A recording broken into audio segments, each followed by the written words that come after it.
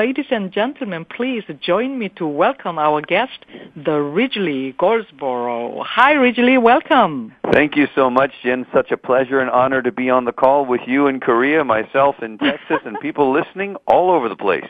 I know. Isn't that amazing? It is amazing. It makes it so possible for us to disseminate messages that truly help people around the world, and also for us to continuously be students, as I know you and I both will always be for the rest of our lives. Yep, I sure agree with that. And the song, it's in a way it portrays that our leader, the Nik Halik. Yeah.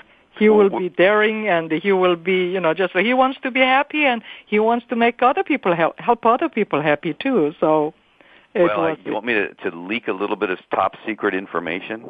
Ooh, yeah. About his next adventure? Yeah, sure. So here's what it's almost done. It looks like it's going to be done. He is working with the Ripley's Believe It or Not organization that owns the Guinness Book of World Records, as well as many aquariums, to live inside an aquarium and break the world record for the longest person to ever live in an underwater habitat. Oh, my God. I know. Are you sure this is okay to say? This goes throughout the world. It's okay. Shh. We're just leaking it out a little bit early. It's going to be so fun. We're going to have webcams and all that kind of stuff, and we can track the adventures of Nick living underwater. Oh, my God. I'm going to go to the side of the aquarium and wave at him, Let me say that I'm glad it's him, not me. I feel exactly the same way as you. Wow. Better him than me. Yeah. We have about, 1.5 minutes before the break, but we would like to know a little bit about yourself, Ridgely himself, before we talk about Nik and the Thrillionaires. How was your childhood, and what was your childhood dream? Well, interestingly, my parents divorced when I was very young. So I ended up moving from the United States to Europe and growing up in Spain and in Switzerland mostly, learning lots of different languages. And because of, challenges when you're thrown into a country, you don't understand the language and you don't have a lot of friends, and then you're thrown to a different school and a new culture and all those things, what I ended up doing was writing. I used to write all the time ever since I was a small boy. Wow. And it was my escape. It was my anti-stress. It was my release. It was where I found myself. And consequently, my entire life I've been writing, to the point where it finally took a shape in the form of books. I'm working on book number 9 right now, should be finished at the end of this month. Wow. And been a great journey for me to find some way to leave a legacy. Hopefully it will impact many people. I know you mentioned earlier the Great Ones and the Great Ones Online. Anybody can go and check those out at thegreatonesonline.com. Lots of free stuff over there. And it's been a great joy for me to think in terms of, okay, maybe if I continue doing these books, I can actually leave a legacy that will help people. So your dream was becoming the writer? Absolutely. Oh. It was to become a writer, and it took a long, roundabout way to finally getting serious about it and being an entrepreneur all along the way and an adventure guy. And so when Nick and I hooked up, it was, okay, man. Yeah. We're a lot alike. You're a little more strange than me, but it's all good. You guys are a great match, I think. Thank you. I would love to meet you and Nick both in person one of these days, Absolutely. We want to do that, too. Yeah. Maybe we can go see him in the aquarium. Oh, wow. Yeah. Where's that at again? Well, there are a number of them. Ripley's Believe It or Not owns a bunch of them. So what's happening is they're currently trying to figure out the logistics of which is going to be the best one to break the world record and get to be, to have some public, everybody enjoy it, that kind of thing. Wow. Yeah, I guess we can talk about it more when we come back, and I think it's time for, first break. Welcome back. You're listening to Gene Robertson at American Dreams. The Sky is the Limit. Our guest is amazing author and speaker, Ridgely Goldsboough. And here he is. So welcome back, Ridgely. Thank you so much, Jen. Happy to be here. Oh, yeah, I'm happy you're here, too. And, Nick's life is very interesting, but I think your life is just as interesting as well. Oh, thank you. Yeah, so you are an author and speaker, and you wrote you are coming up with the 9th books? That's right. 8 so far. 9 is coming out. It'll be out in just a couple months. And spend a lot of time also traveling throughout Latin America, speaking in Spanish, helping our Hispanic brothers and sisters to also tap into prosperity consciousness and shift their minds around to what is possible. As you like to say, the sky is the limit. So we try to expand to our Latin brothers and sisters to make that possible for them as well. And don't forget Korean brothers and sisters, too, you know. I got to get over there. I just don't speak very good Korean. Like I will be your personal interpreter and tour guide. Excellent. I love that idea. On my way. I won't even charge you for that. Okay. Thank you. Free service. Thank you. Yeah. So, and you are the television show host too, right? I am. And the creator of the acclaimed series Modest to Millions.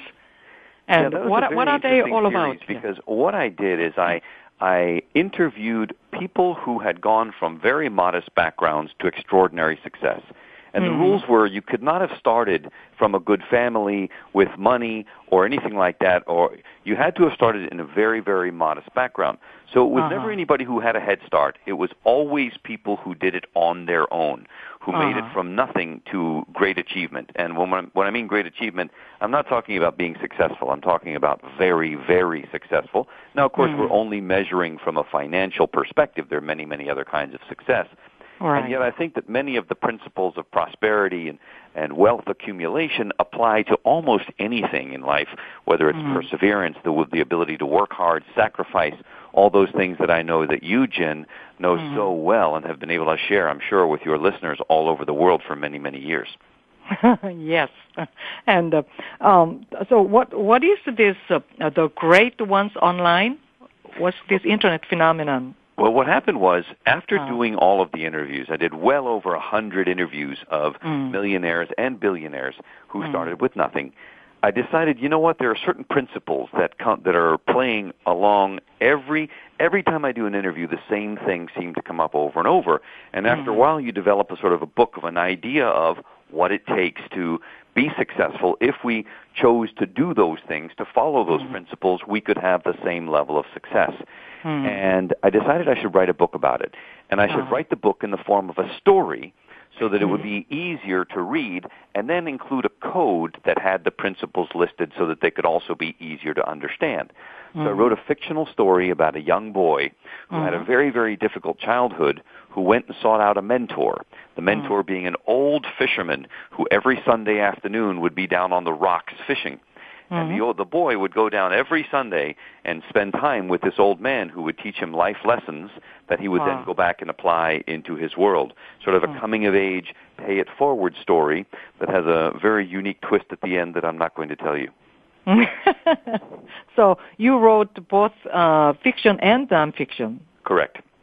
Oh, wow. And then it looks like, you reflected your life on that fiction, too, in a way. I did, and I think that realistically, all writers do that to a certain measure or other. The things that they put out are in some way a reflection of themselves, at least for the first X many titles. I suppose if you write 100 million books like Nora Roberts does or something, maybe not. But the rest of us normal people. And now I never want to go back to writing nonfiction again. I believe that the fiction medium, fiction with a message, a story that conveys something, that teaches something, is more powerful than sort of an A plus B equals C. I heard a saying once. It went like this. It said, logic makes people think. Logic makes people think. Emotions make people act. And stories live in our hearts. Yeah. So from now on, I just want to write stories.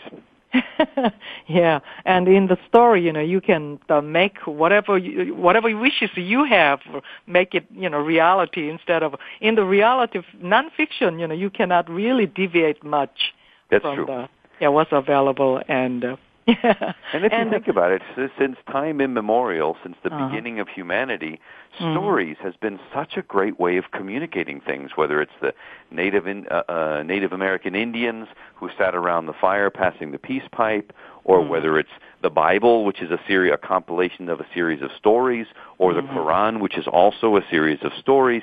It's just, it's so common, the grandparent that has the grandchild on their knee that is just telling stories.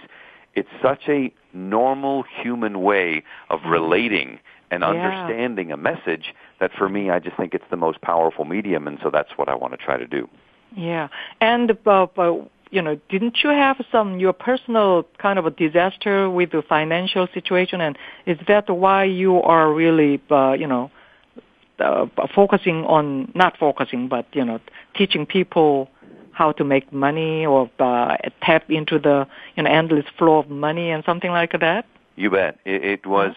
I had a very up and down relationship, from building very large companies to watching them disappear, to then doing it again, to watching them disappear, to then saying to myself, okay, wait a second. The problem is obviously not the company, because I've done this several times now. So the problem must be me. And it's not enough to know how to make a lot of money or build a company. There are other skill sets that are required, such as how to keep it, how to manage it, how to have the right consciousness regarding prosperity and abundance, and not sabotage yourself and throw it all away because of some tiny issue that you have that's unresolved. And I decided, you know what? I'm going to make it my life's mission to do what I can to shift this around, even to the level of dealing with cultures themselves. Like, as mentioned, I love to come to Korea and participate over there. And yet my specialty, or what I know, is because I grew up in Spain, is I understand the Hispanic mindset. And so it's easy for me to say, okay, I can challenge the American mindset, the English mindset. I can challenge the Spanish mindset.